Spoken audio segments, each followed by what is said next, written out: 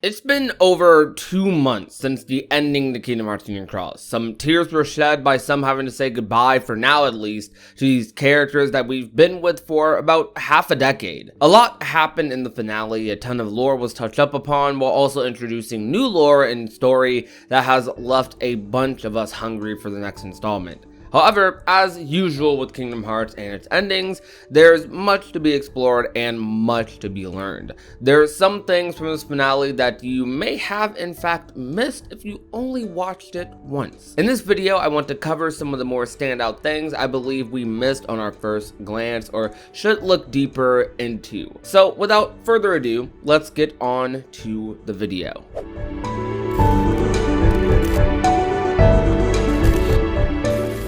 One of the very first cutscenes that started off the final update to Kingdom Hearts Union Cross was the extended Case of Luxu cutscene from Kingdom Hearts Key back cover. This scene was already amazing, and for them to add on top of it was a beautiful start into this long-awaited finale. The master said a lot here that is still taking a while to digest because it was just so much. But one of the coolest little details about this scene is that when the master is talking about his experiences with the darkness, he clenches his fist a bit, and a small detail like this, showing some little hand movement, shows some very interesting personal motivations by the master to stop this thing, which adds a lot of weight to his plan and why he's using his students to do it. This scene characterizes the master quite a bit, and they even mention something else a little interesting in the scene about Luxu being a traitor. The master ending this off with Luxu the traitor. And that line specifically is very interesting. During the destination cutscene in the finale, which was where we saw what time period or world line everyone arrived in after taking the Ark, I noticed that Ephemer was the only character who was in a pod, which must mean his did not activate, which is something not too crazy considering he's the founder of Scarlet Kylum and would keep the light alive for future generations. So therefore it makes sense that he's the only one still around after everything. However, think about this part. Everything else around the Ark must have been destroyed, which begs the question of how was the Ark recreated for world travel in the future. We see the Ark in Melody of Memory and in Kingdom Hearts 1. They don't seem to look the exact same, but they are there, which is an interesting topic on its own, though a thought is that the single pod still existing when all the other characters are shown to arrive without one could be the reason for the current Ark's creation. Perhaps some sort of reverse engineering took place and this allowed the Ark to still be used for world travel in the future. If this was perhaps the case, that means that Ephemer is a reason for the Ark's continued existence.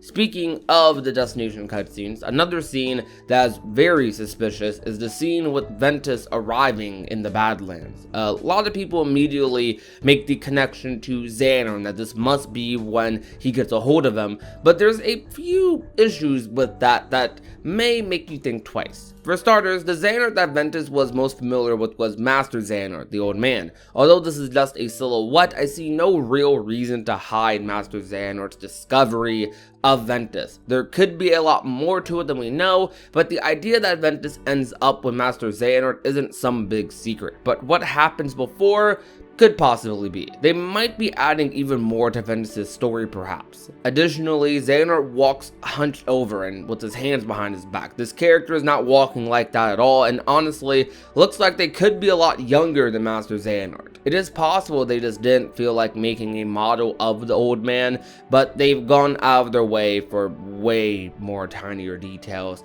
to leave something like this out. But we aren't quite done with the destination scenes yet. The most mysterious cutscene out of these is for sure the one involving Brain or Luxu, or whoever it is right here, though I'm not quite confident anything yet about what's going on in this scene. And the scene after with Brain waking up in Quadratum, did Luxu take his body? Did Brain take over Luxu's role?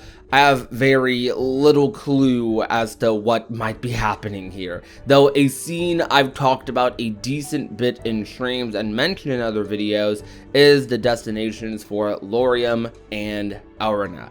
These two characters arrive in different worlds: Aurina in Enchanted Dominion, Laurium in Dwarf Woodlands. Both of these worlds end up falling to darkness before Kingdom Hearts 1, as we see these worlds during 0.2. Though we know they joined the organization at a minimum at some point during or before Kingdom Hearts 1's ending. The interesting thing about these two's arrival is that they don't immediately just arrive in the organization's hand or in a time period all too close. They are some of the last members to join the organization, and by the time we see them, they seem to have grown up quite a bit. Now, Ienzo, based off of the cutscenes we see in Dream Drop Distance, aged his body while in the organization.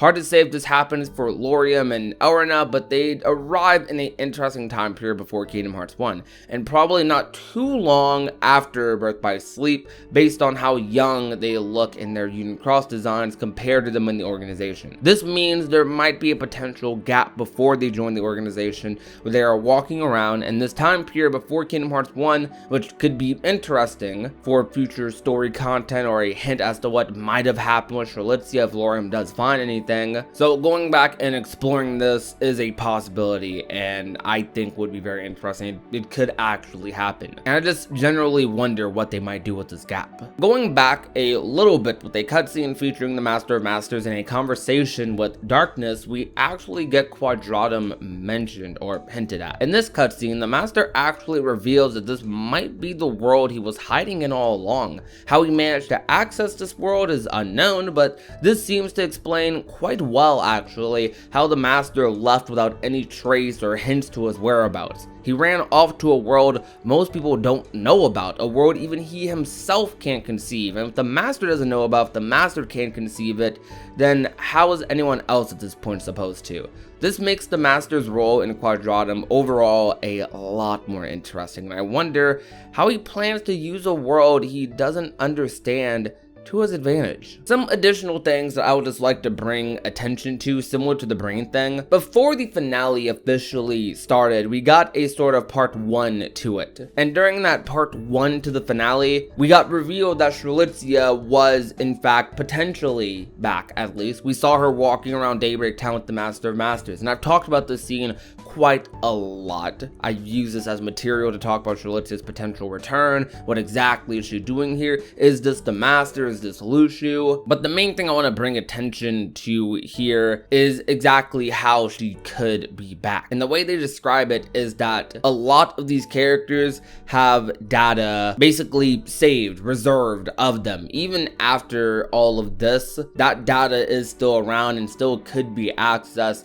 technically speaking, if a world like Scala at Kylum is still around, or whatever future version of Scala ends up being. What this means that even if characters like the real versions of Ephemer or Scold or Brain are gone, their data still exists, and we know, based off of hints from Recoded and Union Cross itself, that hearts can in fact live in data. Another thing, a smaller thing, the true dating line never actually got revealed. At first, a lot of people were thinking that it was at least going to be somewhat confirmed, like half confirmed to be Ventus or Strelitzia or one of them, but instead it seems like both of them are pretty much deconfirmed to be the two options for the true Daniel line. Ventus, we straight up see where Ventus arrives, we straight up see Ventus take an arc. Strelitzia, on the other hand, yes, she's wearing all white, similar to the blanket that the true Dandelion has wrapped around them. However, she's wearing a white, cloak. The true Dandelion is in a white blanket. She's also walking here, and she's being carried by Luxu, if that was to be her. So it's very bizarre. Oh, and something else small that just is a nice little detail that just adds more emotional weight behind this finale. Scold, right before she leaves Ephemer, actually sheds a tear. That will be all for today's video though. These are just some interesting points for discussion from the Kingdom Hearts Union Cross ending, and I still do think this might have been one of the best endings in the entire Kingdom Hearts series. It was jam-packed with so much story content and so much to look forward to for phase 2. I cannot wait to talk about Dark Road within the next month or so whenever its story content releases, and I wonder what type of ending it'll have. Though, thank you guys so much for watching. I really do appreciate it. If you guys enjoyed today's video, you already know what to do. Leave a like, share the video with a friend or a family member, and last but not least, if you have not already and want to become a part of the union, all you have to do is that red subscribe button down below. My name is Prodigy, and I will talk to you guys soon. Peace out, you guys. Bye. Now she's a daydreamer.